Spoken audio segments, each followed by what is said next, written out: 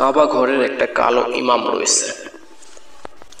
এখন একটি লোক এই কালো ইমামকে জিজ্ঞেস করলো, কাবা ঘরে সব ইমাম তো সাদা ফর্সা, তাহলে আপনি কিভাবে কালো হয়ে এই কাবা ঘরের ইমাম হলেন? তখন এই কালো ইমাম বলে, আমি আমার মায়ের বদদোয়ার কারণে এই ইমাম হয়েছি। আমার এলাকার যতগুলো ছেলে ছিল তার ভিতরে আমি অত্যন্ত বাজে ছিলাম, সবসময় লাফালাফি করতাম, এর ক্ষতি করতাম, ওর ক্ষতি করতাম, সবসময় দুষ্টামি ফাজলামি করতাম। তখন আমার মা অনেক রেগে যেত। আর আমার মা ইমানদার একটি মহিলা ছিল, সে সবসময় নামাজ পড়তো, 5 ওয়াক্ত নামাজ পড়তো।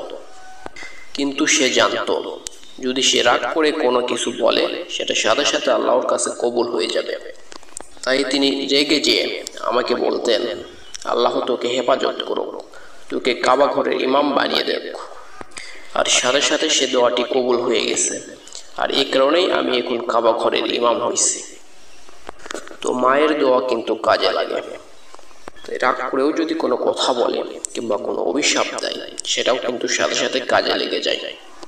তাই সাবধান, কোনো কথা বলার আগে ভেবে চিন্তে বলতে হবে মায়েদের। ভিডিওটা শিক্ষণীয়, তাই আপনাদের আশেপাশে সবার কাছে ভিডিওটা শেয়ার করে দেবেন। আর আমাদের চ্যানেলে নতুন দর্শক হলে চ্যানেলটি সাবস্ক্রাইব করে পাশেই থাকবেন।